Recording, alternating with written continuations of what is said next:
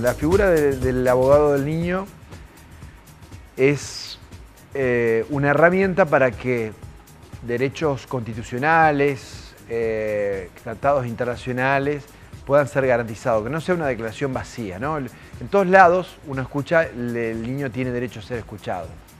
En todos los lugares, todos los tratados, código civil, comercial, las leyes, decimos que el niño ya no es más un objeto de protección, no existe el viejo patronato, sino es un sujeto del derecho y que de acuerdo a su autonomía progresiva, dice el nuevo Código Civil, tiene que ser atendida su voluntad. Nosotros decimos, aparte de ser escuchado, en algunos casos tiene que ser sujeto procesal. Sujeto procesal significa, ese chico tiene que tener su propio abogado. ¿En qué casos tiene que tener su propio abogado?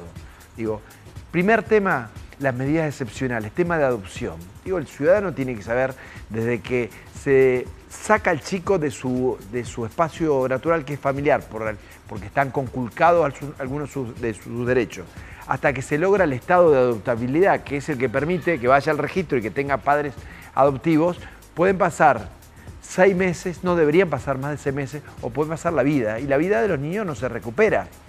Entonces, en esos casos es fundamental un abogado del niño, no la defensoría, una vista que le pegan un segundo. Alguien que desde el principio sepa que no sos padre, que tenés un cliente, que tiene características especiales, que tenés que lograr una comunicación para saber qué es realmente el deseo interno del chico, que en la mayoría de los casos es simple, es tener padre, tener amor, tener afecto. Simple, pero a veces esto no se produce. Hay otros casos que según la norma que tiene media sanción en la Cámara de Diputados y que va a ser sancionada, yo realmente he trabajado mucho por esto, que se requiere necesariamente que haya abogado del niño. Decíamos recién, tema de adopción, el segundo caso de abusos sexuales y la otra es todo lo que tiene que ver con violencia familiar. En esos casos, lo que diría esta nueva ley, digamos, es que necesariamente hay abogado y además va a ser cubierto por el Estado. ¿Son los únicos casos en los cuales se puede lograr que la presencia de un abogado del niño? No. Después tenés la situación común, la parental, padres y madres que pelean por algo y que ninguno está asumiendo el verdadero interés del hijo. ¿Ocurre? Ocurre. ¿Amigos tuyos? Sí, en todos lados esto ocurre. ¿Sí? Gente buena, sí, gente buena que en un momento determinado cree que la simbología de sentirse lastimado o no correspondido te autoriza sin darte cuenta a tomar como rehén a tu propio hijo. Todo esto es un tema muy común. Entonces, no en cualquier caso se necesita abogado del niño. Hay algunos casos que sí, obligatoriamente. En esos casos no discutís.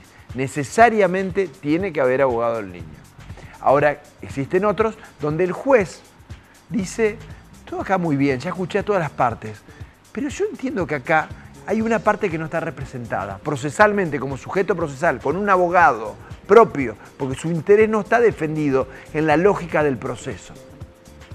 Existen casos de divorcios, de tenencias. Hay veces que el chico, por ejemplo, esta cuestión, ya que hay una nueva perspectiva de género, esta misma perspectiva de género dice que el niño no necesariamente quiere estar con la madre, puede estar con el padre y tener visita con las madres. Se pueden ver conculcados derechos culturales, derechos de la salud, al consentimiento informado. El niño tiene derecho a saber que se le va a hacer una intervención quirúrgica, qué es lo que se le está haciendo para que pueda decidir. También cuestiones que tienen que ver con la educación, y bueno, hablamos recién del tema de la violencia familiar. ¿Qué características tiene que tener este abogado? Tiene que ser una persona formada, tiene que tener cursos.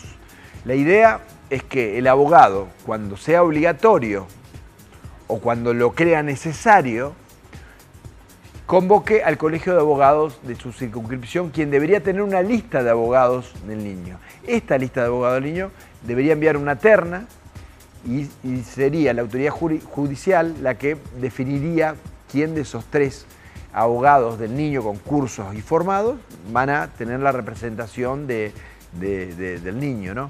La verdad que yo pienso en muchos casos de adopciones, por ejemplo, que han tardado mucho cuando tarda mucho la adopción, el chico está o institucionalizado o tiene familia solidaria. La familia solidaria tiene que ver con un amor sin condiciones, porque es amor, pero después se produce el desgarro. Y ocurre algunas veces que más allá de las leyes, se produce ese vínculo, esa conexión, que se eligen. Y uno dice, pero vos firmaste que no, debería, vos viniste acá por esto. Sí, firmé, pero hoy estoy diciendo otra cosa. Y lo mismo pasa con niños, acá de vuelta.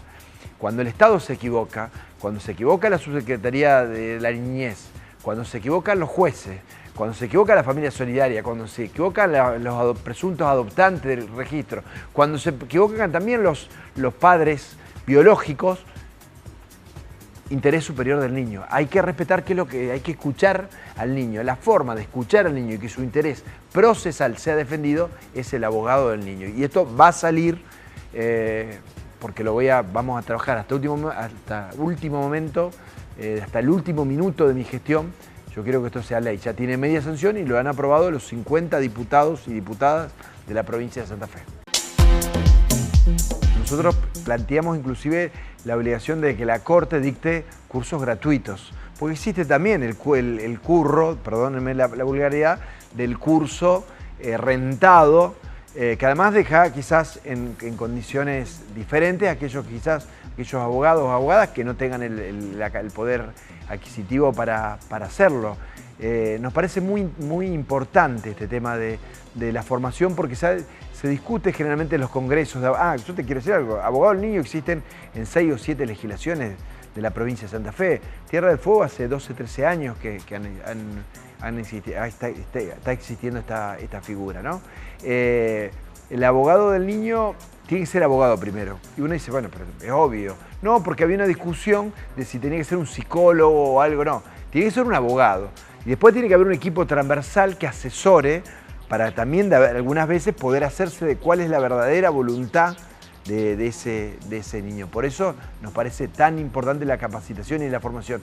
Hay una gran cantidad de abogados, inclusive de acá de la ciudad de Rosario, los conozco, que militan este tema, que lo defienden y que lo hacen en muchos casos vocacional, porque cuando todavía no existía esta normativa que hoy ordena el proceso, que tiene media sanción, ya de alguna forma lo estaban haciendo y en muchos casos gratuitamente.